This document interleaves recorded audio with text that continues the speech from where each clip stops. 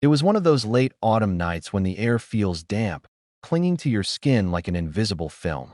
Emma sat at the bus stop alone, hugging her coat tighter around her shoulders. The glow of the street lamp above flickered every so often, humming like an old refrigerator about to break down. She had missed the earlier bus after working overtime at her bookstore job, and now she was waiting for the last route of the night, the infamous 11:45 p.m. bus. Her coworkers always joked about it, calling it the ghost bus because almost no one took it, and those who did never seemed to ride it more than once. Emma used to laugh at that, dismissing it as just another urban legend. Tonight, though, she wasn't laughing. The street was eerily quiet. When the bus finally arrived, its headlights cut through the fog like two pale eyes. The vehicle lumbered toward her with a groan, as though reluctant to keep going. Emma climbed on board, scanning the dimly lit interior. The driver didn't greet her. He just stared forward, his face half hidden in shadow beneath the brim of his cap. Emma slid into a seat halfway down the aisle. She noticed right away how cold it was inside. The heater didn't seem to be running, and the windows were covered in condensation, like the breath of something unseen. She tried to shake off the feeling, convincing herself that all buses felt this way late at night. There were only 3 other passengers. A woman sat near the back, her head tilted toward the window as though she were asleep, though Emma never saw her chest rise with breath. A man in a dark coat sat 2 rows ahead, his hands folded stiffly in his lap, staring straight ahead without blinking. The last passenger was a boy, maybe 16, clutching an old backpack tightly to his chest. He glanced at Emma once, his wide eyes shimmering with something close to fear, before quickly looking away. The silence among them was oppressive. No one shifted in their seat. No one coughed. No one made the usual small noises of life. It felt like sitting among statues. The bus rumbled through the deserted streets, passing dark storefronts and houses with their windows shut tight. Every so often, Emma caught her own reflection in the fogged glass, pale and ghostly, as if she didn't belong in the world outside. The driver never stopped for red lights, and yet no cars appeared on the road to challenge him. When Emma finally glanced at the glowing digital clock above the driver's seat, her chest tightened. It still read 11:45. She frowned, telling herself maybe the clock was broken. But when she checked her phone, the screen blinked the same time back at her, 11:45. A prickling chill crawled up her spine. Emma leaned forward, her voice tentative. "Excuse me, do you know when the next stop is?" she asked the driver. He didn't respond. His head tilted slightly, as though he had heard, but his hands never left the wheel. She glanced at the boy clutching his backpack, hoping for some normalcy. He whispered, almost too low to hear, "You shouldn't be on this bus." Before Emma could reply, the bus shuddered violently, plunging into a stretch of road lined with tall, leafless trees. The world outside the windows grew darker still, until it looked less like night and more like the edge of nothingness. Emma's hand tightened around the seat in front of her, heart pounding with the realization. She wasn't on the bus she thought she'd boarded.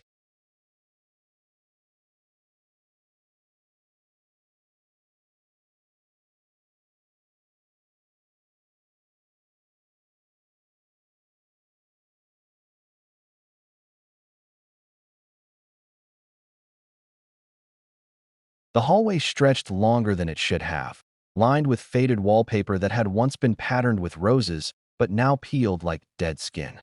Dust motes danced in the air, stirred by Mark's every step, though the air felt stagnant, as if the house hadn't breathed in years. The wooden floorboards beneath his sneakers gave subtle creaks that sounded too deliberate, too controlled, as though each groan wasn't from his weight, but from something shifting beneath the wood. At the end of the hall, a tall mirror leaned against the wall, its glass cloudy with age yet reflecting his figure in unsettling clarity. He noticed, with a sinking feeling, that in the reflection, his shadow didn't quite move in sync with him. Mark pulled out his camera and pressed the record button, his voice barely above a whisper as he documented his surroundings. October 28th. Entered the residence on Greystone Hill. Interior is still intact. No sign of vandalism. His words steadied him, gave the illusion of control, though his hand trembled slightly on the recorder. As he approached the mirror, the air grew colder, pressing against his skin like damp cloth. He lifted his flashlight toward the glass, and for a brief second, he swore he saw another figure standing just behind him, pale and rigid, before the beam revealed only his own nervous reflection choosing not to linger. Mark continued deeper into the house, passing doorways that led into rooms cloaked in shadows. One was a dining room, still set with plates and tarnished silverware as though a meal had been interrupted. Another appeared to be a child's bedroom, the bed neatly made, though a small porcelain doll sat upright on the pillow, staring at the door with lifeless eyes. Mark's pulse quickened at each discovery, the eeriness growing heavier, thicker, as though the house was actively remembering its past in his presence. He could almost hear faint sounds, cutlery clinking, a chair sliding, the soft shuffle of bare feet down the hall. Then came the sound that froze him, a low, deliberate thud from upstairs, like a heavy object being dropped. The noise reverberated through the house, rattling the old frames on the wall. Mark's rational mind leapt to explanations: an animal, shifting wood, gravity pulling at something unstable. But the timing, the precision of it, felt wrong. He lifted the camera again, whispering into the recorder, possible movement above. Investigating. His voice cracked slightly, betraying the unease clawing at his throat. As he placed his foot on the first step of the staircase, the air shifted again. The smell of mildew was suddenly undercut by something sharper, more organic, as if the faint trace of iron filled his nostrils. He paused, flashlight shaking in his hand, scanning the darkened landing above. The silence stretched unbearably until, just as he exhaled, a whisper drifted down the stairwell. It wasn't a word he could make out. It was fragmented, like breath brushing past his ear, but it was enough to make his chest tighten. He swallowed hard, lifted the flashlight higher, and climbed into the darkness.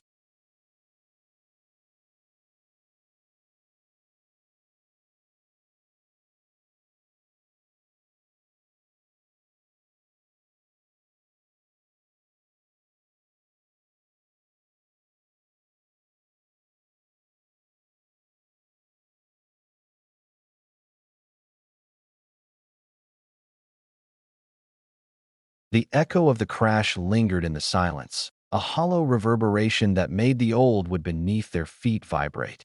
Jake's hand hovered over the key hanging by the final door, but he drew it back as though it burned. Whatever was locked inside had been sealed there for a reason. Alyssa gripped his sleeve, whispering urgently that they should go downstairs, that they needed to see if someone, or something, was moving through the house. Her fear wasn't frantic anymore. It was sharp and controlled, the kind that cut through denial and demanded attention. Jake nodded reluctantly, and together they turned away from the nailed door. Behind them, the key swayed lightly against the chain, though neither of them had touched it. The hallway seemed longer on the way back, every step echoing too loudly, every door slightly more ajar than before. By the time they reached the staircase, the storm outside had intensified, thunder shaking the walls, lightning illuminating the house in blinding flashes. As they began their descent, Alyssa noticed something strange on the walls. The blurred portraits they had passed earlier were changing. The faces were still distorted, but now the bodies were shifted, their heads angled differently, their arms extended. It was as though the figures were repositioning themselves each time the lightning struck. Alyssa pulled her gaze away quickly, afraid of what she might see if she looked too long downstairs. The air felt heavier, thicker. The fireplace sat cold and lifeless. But the crash had clearly come from this level. A chair had been overturned in the middle of the room, something neither of them remembered seeing before. Jake whispered that maybe the storm had rattled it loose, but even as he said it, he knew it wasn't true. The chair wasn't simply fallen, it had been dragged. Long grooves cut across the floor, ending abruptly as though whatever moved it had vanished into thin air. Alyssa clutched her arms to her chest, whispering again, "We're not alone." They followed the grooves across the living room and into the adjoining kitchen. The smell hit them first, metallic, coppery, unmistakable. Blood. The sink was full of murky water, streaked with red, and the faucet dripped steadily, each drop echoing like a metronome. On the kitchen table lay another framed photograph, this one cracked down the center. Unlike the others upstairs, the faces weren't blurred. They were clear, too clear, smiling stiffly at the camera. Alyssa's hand trembled as she picked it up. Her voice broke as she whispered, Jake, these are the same clothes we're wearing. And there they were in the picture. Jake and Alyssa, standing on the porch of the farmhouse. With that same dim bulb glowing overhead, the photograph slipped from her hands and shattered on the floor just as the sound of footsteps echoed above them. Slow, deliberate, pacing the length of the upstairs hall. Jake grabbed Alyssa's wrist, pulling her back into the living room, but the creaking didn't stop. Whoever, or whatever, was up there was no longer waiting. The footsteps grew heavier, closer to the stairs, and with every groan of the wood, Jake realized the terrible truth. The house wasn't just sheltering them. It was studying them. The footsteps above grew louder, pacing steadily toward the top of the staircase. Alyssa's instincts screamed at her to run, and she yanked Jake's arm, pulling him toward the front door. They stumbled over the warped floorboards, their shadows dancing across the walls as lightning strobed through the windows. The front door loomed just ahead, slightly ajar, just as it had been when they arrived. Jake shoved it hard, expecting the storm to rush in, but the door didn't budge. It felt solid, like a wall disguised as wood. His hand slid over the knob, twisting frantically, but it wouldn't turn. It was as if the door wasn't a door at all anymore, just part of the house. Alyssa tried the windows, each one sealed tight, their panes rattling under the force of the storm, but refusing to break when she struck them with her elbow. Jake grabbed a chair and hurled it at the glass. The crash reverberated through the living room, but when the chair fell to the floor, the window remained untouched. Not even a crack. The storm outside was still visible, flashes of lightning illuminating the wet field beyond, but it felt impossibly far away now, like a painting on a wall rather than something real. Alyssa pressed her forehead against the glass and whispered, "It won't let us leave." The footsteps above paused, as though the house itself was listening to them struggle. For a moment, the silence was worse than the creaking had been. Then came the slow descent, one groaning step, then another, deliberate and patient. Jake grabbed Alyssa and backed them both toward the center of the room, his eyes fixed on the shadow creeping down the wall. The air grew colder, thick enough that their breath misted in front of them. A low hum seemed to rise from the floorboards, vibrating through their shoes, through their bones. Alyssa gripped his hand tightly, whispering prayers under her breath. At last, a figure appeared at the bottom of the stairs. It wasn't entirely human, not anymore. Its body was elongated, too tall for the frame it occupied, its movements stiff but purposeful. In the flash of lightning, its face was revealed, and Alyssa nearly screamed. It was blurred, just like the family portraits upstairs. No eyes, no mouth, no clear features, just a shifting smear where a face should have been, constantly moving, as though caught between moments in time. Jake's grip on her tightened, his instinct torn between fight and flight. Though both options seemed meaningless here, the figure tilted its head, studying them with that faceless blur, then slowly raised one long, pale hand to point at the staircase. Its message was clear, undeniable. It wanted them to go back up. Alyssa shook her head violently, but Jake felt something pulling at him, an invisible weight urging him to comply. He stumbled forward a step before regaining control, his chest heaving. "It's making us choose," he muttered. Upstairs, the nailed-shut door waited. Behind them, the storm raged like a world they would never touch again. And in that moment, Jake realized the farmhouse didn't just want them trapped. It wanted them to play along. The faceless figure remained at the bottom of the stairs, unmoving, its blurred head tilted as if waiting for their choice. Jake's breath came shallow, ragged, but he felt the invisible pull again, the strange pressure nudging him forward. Alyssa resisted at first, clutching his arm and shaking her head. But when the figure twitched, its body lurching a fraction closer, the fear became too much. Without another word, she let Jake guide her back to the staircase. Their footsteps thudded against the boards, in rhythm with the storm's thunder, each step an act of surrender. The upstairs hallway felt different this time. The air was heavier, colder, and the crooked doors along the corridor seemed to lean even further inward, watching. As lightning flashed outside, Alyssa realized the blurred family portraits had followed them here. Where before they'd hung downstairs, now their frames lined the walls above, each figure clearer than before, their outlines tightening into focus. Though the faces were still smudged, the shapes of the bodies, the tilt of their heads, It was as if they were turning to watch Jake and Alyssa approach the final door. The nailed-shut door loomed ahead, the rusted key still swaying faintly on its chain, though the hallway was still.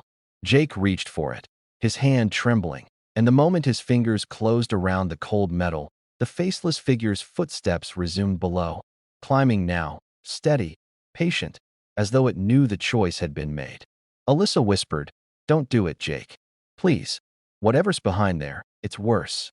But Jake's voice was hoarse, hollow. "It wants us to." He slid the key into the lock. The nails groaned as the lock turned.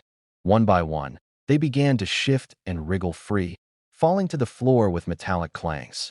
Alyssa flinched with every drop, her hands pressed to her ears, as though each sound cut deeper than it should. When the last nail fell, the door creaked forward slightly, exhaling a breath of air so cold it burned. Darkness seeped out from the crack, thicker than shadow, swallowing the lightning's glow. Jake pushed the door open just enough to peer inside. The room beyond wasn't a room at all. It was a void, endless, starless black, as though the farmhouse had been built around an opening into nothingness. And yet, there was movement. Shapes shifted in the dark, crawling, writhing, faceless just like the figure below.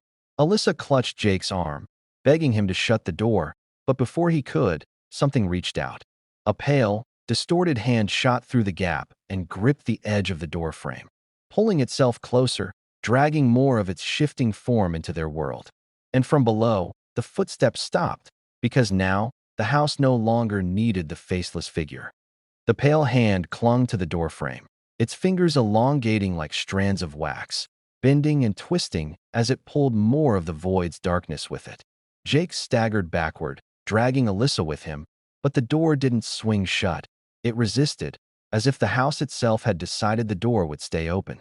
Alyssa's scream tore through the hall as a second hand reached out, followed by the grotesque outline of a head, its features in constant flux, blurring and reforming into impossible shapes. "We have to get out now," Jake shouted, though his voice cracked with a fear he could barely contain. They ran. Their footsteps pounded against the warped boards as they bolted for the staircase, the thunderous creak of the void thing pulling itself free echoing behind them. But the stairs no longer led where they should. The steps stretched, multiplied, winding endlessly downward like a spiral into some deeper place. No matter how far they ran, the living room never came into view. Instead, the walls seemed to pulse, the wallpaper peeling and regrowing in patterns that shifted with every lightning flash. Alyssa sobbed that the house was changing, molding itself to keep them inside. Jake pulled her faster, his throat raw from shouting, but his mind was cracking with the realization. The house wasn't built on the void. The house was part of it at last. They stumbled into what looked like the living room again, but it wasn't the same. The fireplace was gone. The windows were sealed with bricks, though faint lightning still flickered behind the mortar. The overturned chair lay in the center, but this time there were two of them, each dragged in opposite directions, the grooves gouged deep into the floor as though torn by claws. And worse, in one of the chairs sat a figure.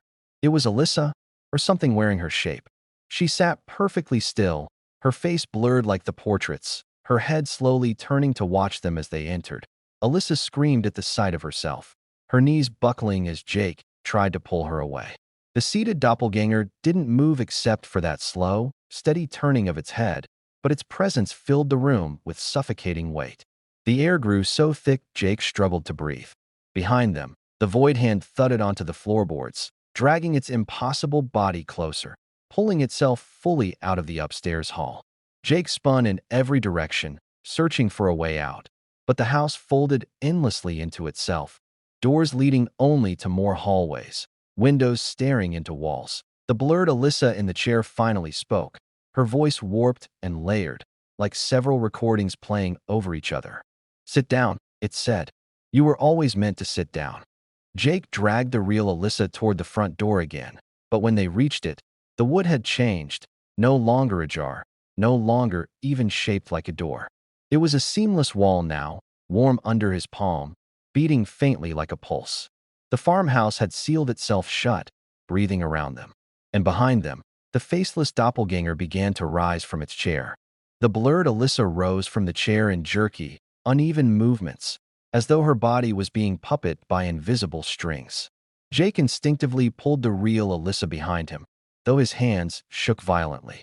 The doppelganger's smudged face rippled, features swimming in and out of existence like water disturbed by a stone. For one sickening moment, it sharpened into a perfect copy of Alyssa, her exact eyes, her exact trembling lips, before dissolving back into a blur. It spoke again, in that layered, overlapping tone. You don't belong here. But you've been here before. The real Alyssa screamed, her voice raw, insisting she had never been in this house, that none of this made sense. Jake held her tighter, but doubt wormed into his chest. The photographs, the voices, the way the place seemed to know them. What if they had been here, in some other way, some other time? The doppelganger stepped closer, one hand outstretched, and when its blurred fingers brushed the wallpaper bubbled and bled, seeping dark fluid that smelled like rust. The house shuddered in response, as though the figure wasn't separate from it, but part of its nervous system. Jake lunged forward, rage overcoming his fear, and shoved the doppelganger back into the chair.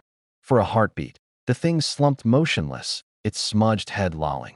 Then its blurred hand shot upward and gripped Jake's wrist. The moment they touched, Jake saw flashes, memories that weren't his, but felt like his own. He and Alyssa, standing in this house decades ago, wearing clothes that belonged to another era. He and Alyssa, staring into the void behind the nailed door, their faces blurred like the photographs. He and Alyssa, sitting in the very chairs before him, waiting for the next set of travelers to arrive. He wrenched his arm free, gasping, his skin burning where the figure had touched him. The house groaned violently, walls flexing inward, the ceiling lowering as if the entire structure were collapsing in slow motion. The doppelganger let out a sound that was neither scream nor laugh, something in between, vibrating the floor beneath their feet. Alyssa cried out as the void creature from upstairs finally emerged, its grotesque body dragging itself fully into the living room. The space folded like paper around them, the fireplace, the chairs, the photographs melting into shadow. And then, in one impossible lurch, the floor gave way beneath their feet. Jake and Alyssa fell, not into a basement, not into the earth, but into the void itself. Weightless, spinning, they tumbled through darkness that felt thick as tar, shapes writhing past them, brushing their skin like wet cloth. The farmhouse above shrank to a distant outline, flickering like a lantern, until it was swallowed completely. And as they plunged deeper, the blurred voices of their own doppelgangers whispered all around them, overlapping in a chorus. You were always meant to sit down. The fall ended not with impact, but with silence. Jake and Alyssa hovered in darkness, so absolute it crushed their sense of direction. Their limbs moved sluggishly, as if submerged in black water, though no resistance met their movements. Then, faintly, the storm returned, flashes of lightning that had no sky to come from, illuminating fragments of the farmhouse floating all around them. A staircase spiraled through nothingness, doors drifted like wreckage, and pieces of wallpaper fluttered as though caught in a wind that wasn't there. The house was still with them. The house had followed them down. Alyssa clung to Jake, sobbing that they couldn't be real anymore, that maybe they had died on the road before even finding the place. Jake wanted to argue, but the words wouldn't come. Something about the void gnawed at his memory, made it impossible to hold on to certainty. He looked at Alyssa and, for a fleeting second, her features blurred, rippling like the doppelganger's face before snapping back into clarity. His stomach twisted. If the void could rewrite the house, what was stopping it from rewriting them? Ahead, one fragment of the farmhouse grew larger than the rest, a door, upright, floating in the darkness. Unlike the others, it was intact, its frame solid, the rusted key still dangling from its lock. It radiated a faint glow, like a beacon. Alyssa whispered that they shouldn't go near it, that it would only drag them deeper, but Jake's chest throbbed with the pull again, that same pressure that had forced them upstairs before. The void wasn't aimless. It was guiding them, and the door was its destination. They drifted closer despite themselves, drawn like moths to a flame. As they neared, faint figures flickered around the door, shadows of other couples, other pairs of travelers. Some were blurred, faceless, while others were clearer, their mouths open in silent screams. Jake recognized the posture of one. slumped, clutching his wrist in the same way Jake had after touching the doppelganger. He realized, with ice in his veins, that these weren't just shadows. They were echoes, memories of others the house had claimed. And somewhere among them, he swore he saw himself and Alyssa already waiting by the door. The glow from the door intensified, spilling light across the void. And then the whispering returned, layered voices, overlapping, all speaking in perfect unison. It's time to sit down. The fragments of the farmhouse began to shift, aligning themselves in impossible angles, forming a staircase that led directly to the glowing door. Behind them, the writhing shapes of the void stirred, restless, watching. Jake gripped Alyssa's hand, his knuckles white, and said the only thing left to say, "We don't have a choice." Together, they stepped onto the first stair. The glowing door swung open without a sound, and Jake and Alyssa stepped through hand in hand.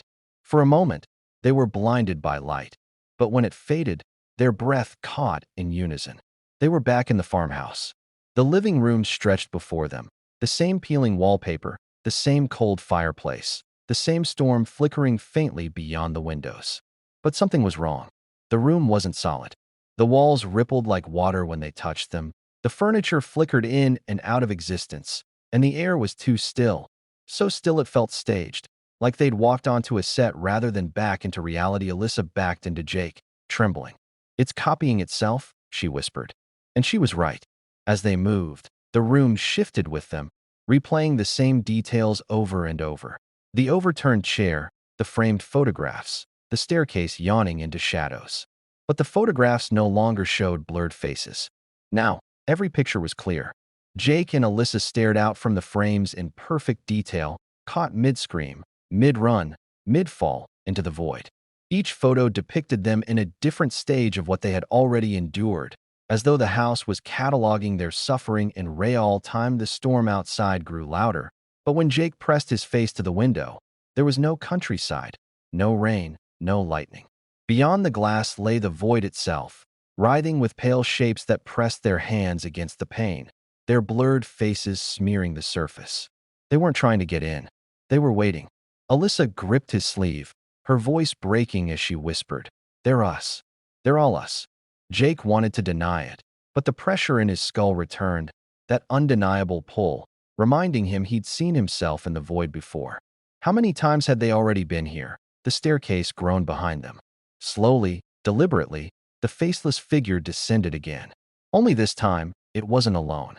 From every doorway, every corner, more doppelgängers emerged, each a smeared copy of Jake or Alyssa, their faces rippling, their heads twitching in unnatural angles.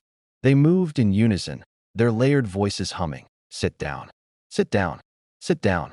The two chairs scraped forward on their own, grinding across the warped floor, positioned in the center of the room like thrones waiting for their rulers. Jake clutched Alyssa's hand, his heart pounding like a drum. He knew the truth now. The house wasn't trying to kill them. It was trying to absorb them. Every couple who stumbled onto that forgotten road, every soul that sought shelter inside, was claimed, replicated, and folded back into the void.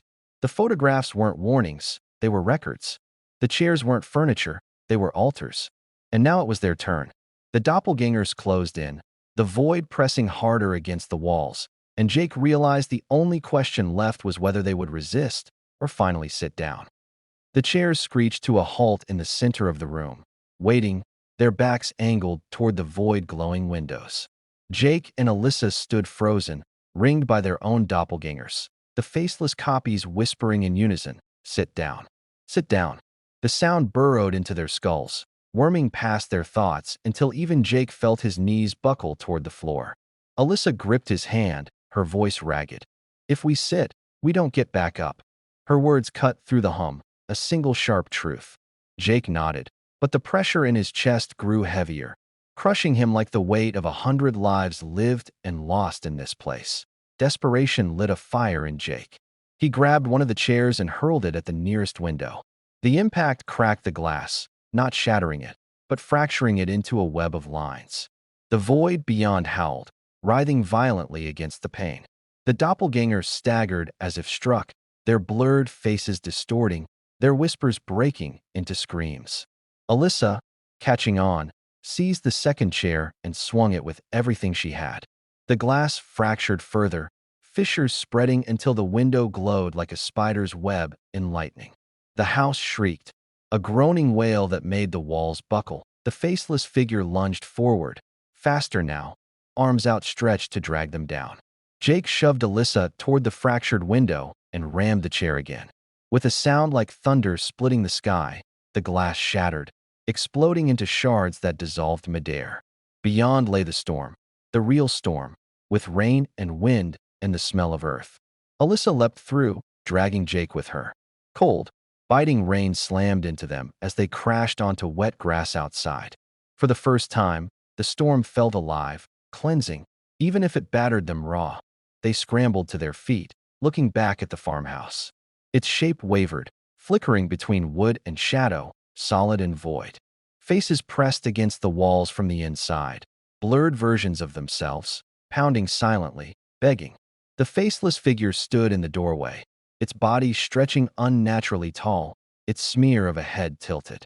For a moment, Jake thought it would step outside, but it didn't. It only raised its hand one last time, pointing at them before slowly dissolving into black smoke.